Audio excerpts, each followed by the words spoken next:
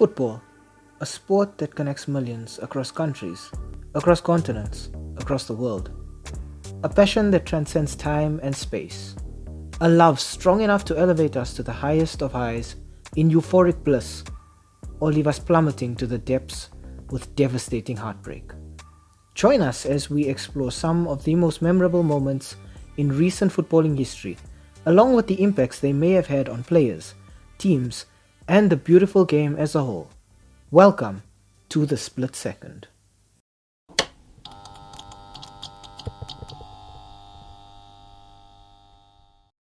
What is up, guys, and welcome to our first episode of the Split Second. So for episode 1, I thought we'd kick it off with what is possibly known as the greatest comeback in UEFA Champions League and maybe even football history. But for that, we gotta go back, way back to 1999, the 26th of May to be exact, to Barcelona's Camp Nou stadium for the UEFA Champions League Final between Manchester United and Bayern Munich. So United come into this match having already secured the English Premier League and then the FA Cup. So United were hunting a European treble. As far as I know, they were definitely the first English side to do it, but I think they were also the first European side to do it. The match didn't start off too well for the English team, who actually were facing the Germans for the third time that season. A lot of people don't know that, but United and Bayern had actually met twice before in the group stages. Both those matches ending draws, 2-2 in Munich and then 1-1 in Old Trafford. Funny fact, it was actually kind of the group of death, which included Camp Nou residents Barcelona. So it's funny how those three teams' fates were kind of intertwined there. So yeah, this is a weird one. So yeah, for United, third time facing Bayern Munich and second time at the Camp Nou. It's really strange, but anyway, on to the match. The Germans found themselves ahead fairly early on after, I think it was Ziegler who was fouled near the edge of the United box. And then Mario Basler steps up, takes a fantastic free kick which leaves Manchester United goalkeeper Peter Schmeichel completely grounded, rooted to the spot. So in the modern game, we're used to seeing free kicks go over the wall and then get that little bit of dip at the end. That's not how this one went.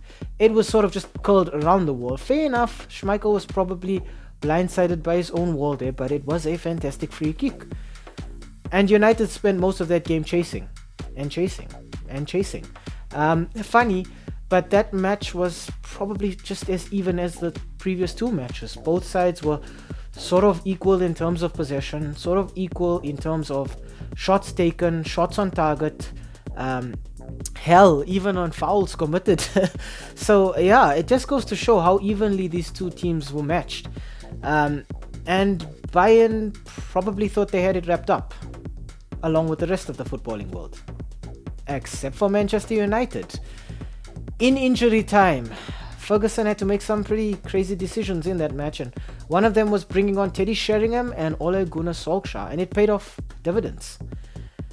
United got a half a chance. That's what I'd like to call it. And if you look at it, the ball bounces around in the area, ends up at the feet of Ryan Giggs on the edge of the box, and United have three players in the Bayern Munich box on the line right in front of Oliver Kahn, because everybody knows Ryan Giggs is going to take that shot and it's either going to go in or Kahn is going to save it, and there's going to be so much power on it that he's not going to be able to hold on to it, so it's going to bounce off.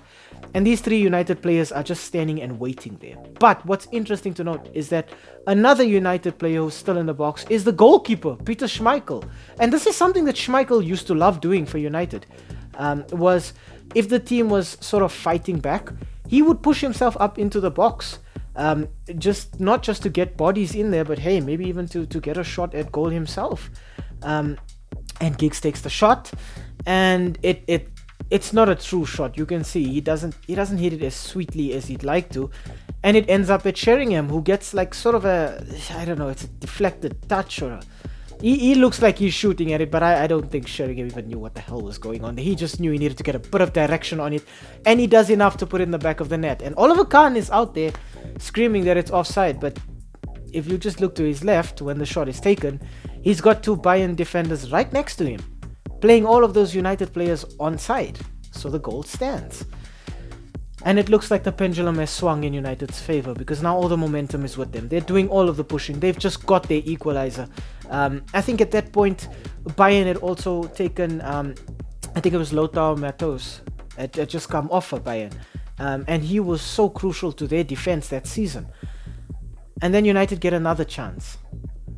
And it comes from a corner, and it's one of those moments that you just remember forever. And the ball comes into the box, it bounces around, and Solskjaer gets on the end of it, and he just forces it over the line into the back of the net. And that's the moment when Manchester United knew that they'd won it.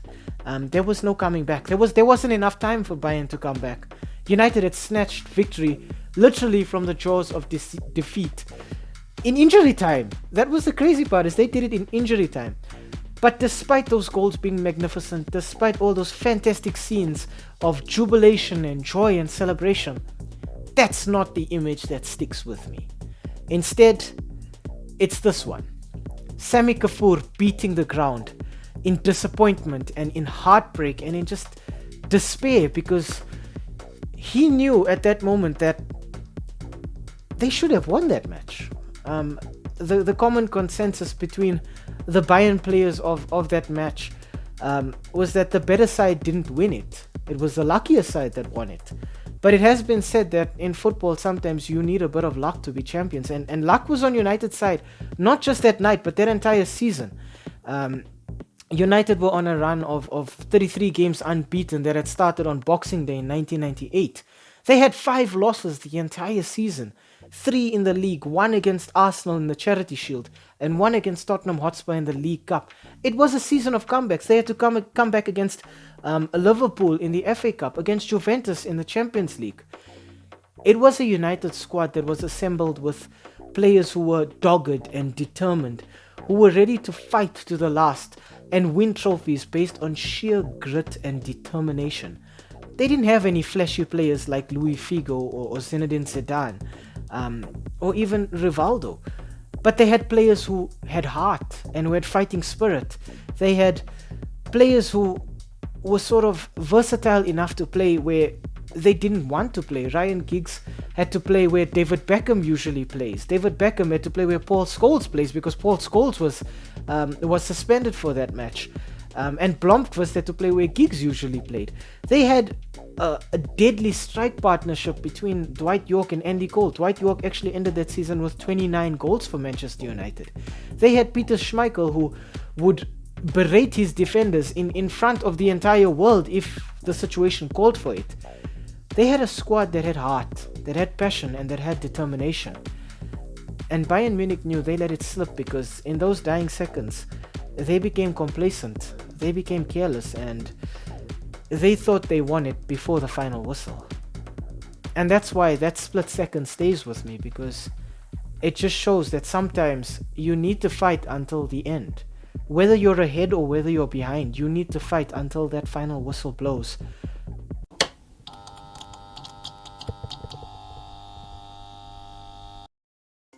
Thanks so much for watching today's video, guys. The reason why I picked this one is because Manchester United has always been a team that has been so synonymous with my family. My dad and my grandfather were actually diehard Manchester United supporters, and going into this segment, I actually had an entire list of matches that I would have loved to kick this entire segment off with. But while digging around in our cupboard earlier this week, I ended up running across this. And this is a VCR cassette that my dad had bought in 1999, still in plastic, of the treble-winning season that Manchester United had in 1998 and 1999. And for those of you who are too young to know what a video cassette is, this is basically a video recording.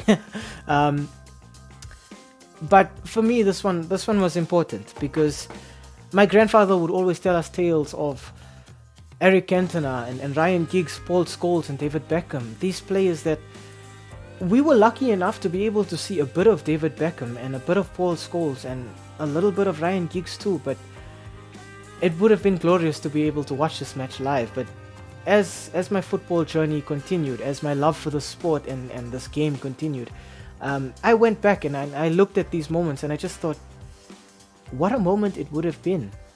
And it was really tough for me to decide between this one and the FA Cup final or the FA Cup semi-final, sorry, against Arsenal. That one, that replay where Ryan Giggs scored that phenomenal goal.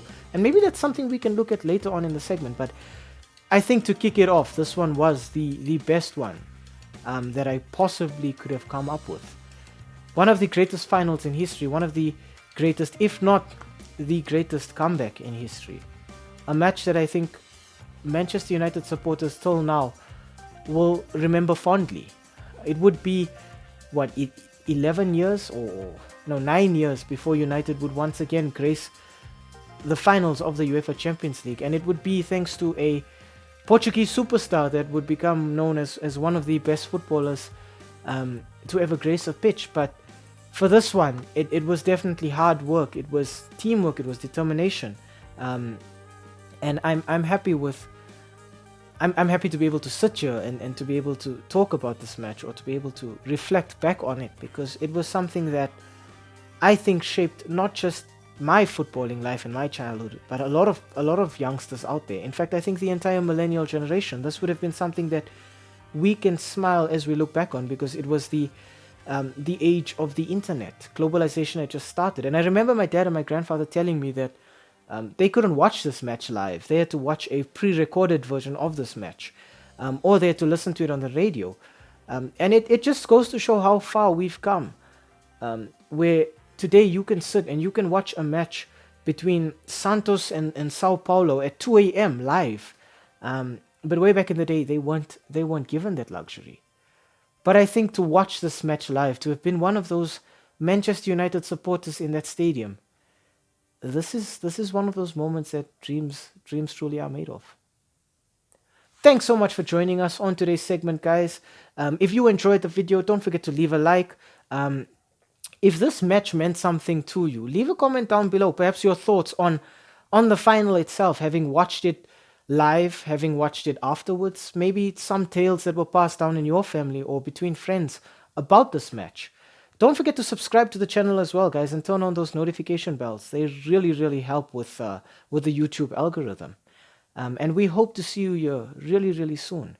So stay safe out there, and yeah, we'll see you soon.